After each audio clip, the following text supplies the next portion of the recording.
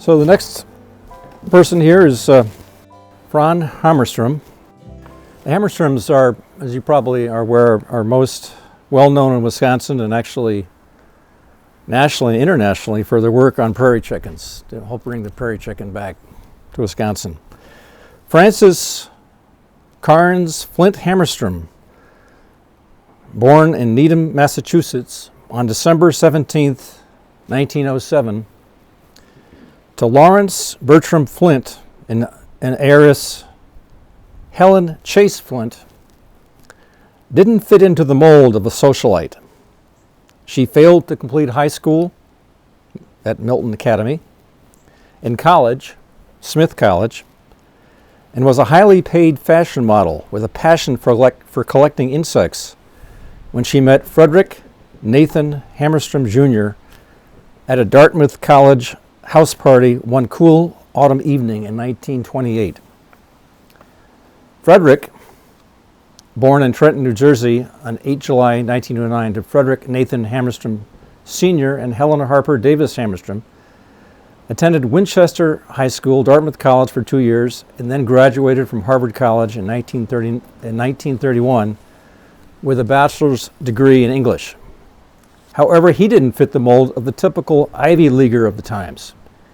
He wanted a career in the outdoors. Engaged on the third date, they married in secret less than 3 years later on February 8, 1931. Then, later, publicly on a rainy June 10th in 1931. Fran speaking here. My parents were very much against the idea of me getting out. They didn't want me to have anything to do with creepy, crawly animals. When I was 11 years old, however, I had bird and mammal specimens in the National Museum. Those people didn't know that it was just a little girl sending in specimens. I hid some guns secretly so that I could continue to collect specimens. I had a BB gun, then a .22, then a 20-gauge shotgun. You see, I was raised very strictly. I had a governess and tutors and rather powerful parents, aunts, and grandmothers. They all tried to force this little girl to have the proper skills of a real lady so that she could become an international hostess and play the piano. I had lessons in almost everything: walking, talking, dancing, tennis, horseback riding, skiing, lace making, knitting, you name it.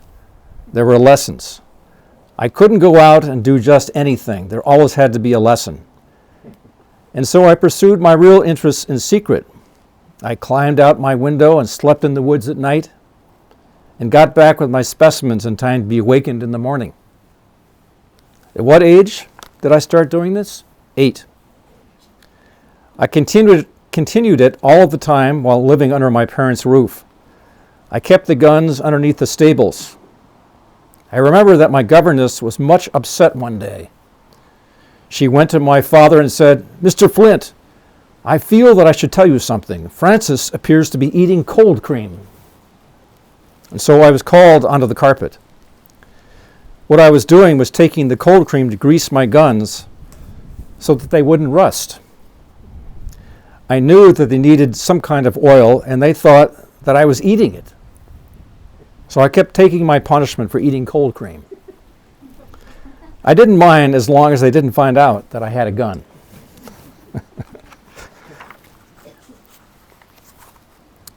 Here she is talking about Leopold.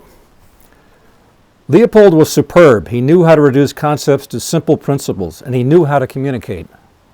All of his students had to write, give public talks, and give radio talks. We couldn't get by doing only good biological work. I got my master's under Leopold. I was the only woman who ever got a degree under him. He never held my sex against me.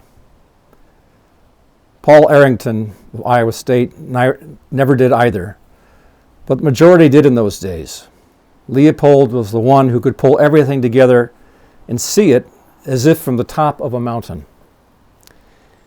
He could learn from anybody. That's one of the things I learned from him. You can learn from anybody and any animal.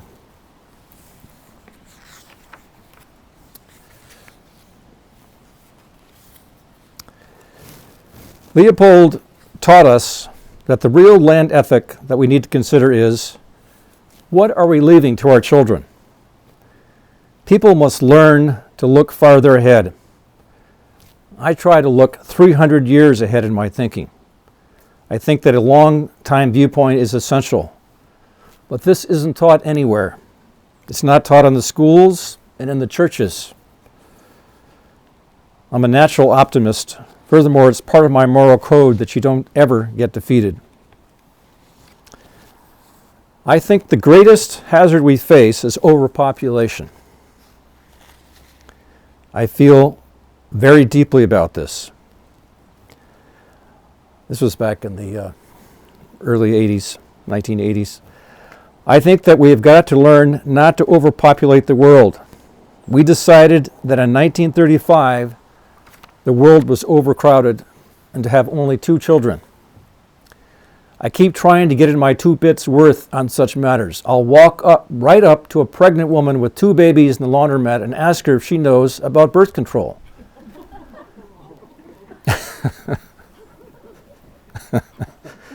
I do everything I can.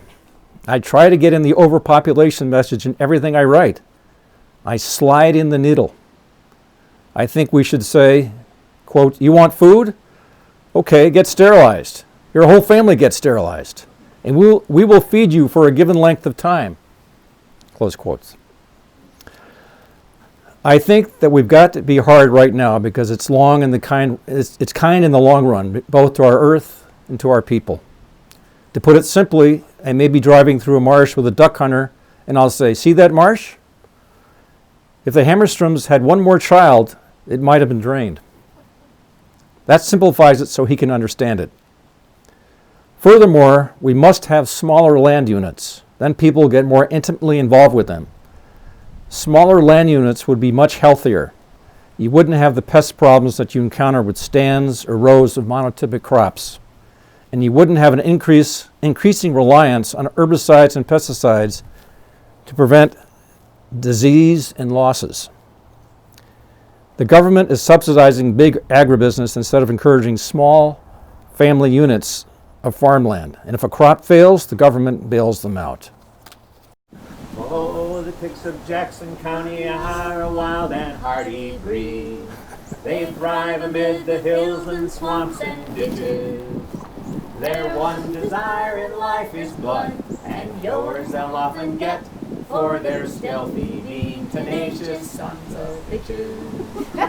So pass the flashlight to me, dear. I think I feel one creeping up my leg beneath my long johns, and I swear that before the night is over, there'll be little ticks a-weeping, for their parents cruelly slain amidst my hair. Do not think you can remove them with a gentle little brush off. They will treat you with contempt and keep on feeding. Only when you make their shells crack can you rest content and lay back, knowing you have done to them what they are needing. So pass the flashlight to me, dear. I think I feel one creeping up my leg beneath my long johns, and I swear that before the night is over, there'll be little ticks a-weeping, for their parents cruelly slain amidst my hair. Late at night while you lay sleeping by the fireside wrapped in dreams, they will come and seek your tender hidden places, and commence to drain your juices, while the moon shines through the spruces, till you wake despoiled and scratching at their traces. So pass the flashlight to me, dear. I think I feel one creeping up my leg beneath my long johns, and I swear that before the night is over, there'll be little ticks a-weeping, for their parents cruelly slain amidst my hair. So beware these armored villains when you travel in that region, and prepare yourself for battle grim and gory. They will offer you no quarter, you must deal with them the same, should you find that they have chosen you their quarry. So pass the flashlight to me, dear, I think I feel one creeping up my leg, beneath my long johns, and I swear that before the night is over, there'll be little pigs weeping, for their parents cruelly slain amidst my hair. Thank you, everybody. Yeah, great. Thanks. Yeah, thank you for coming.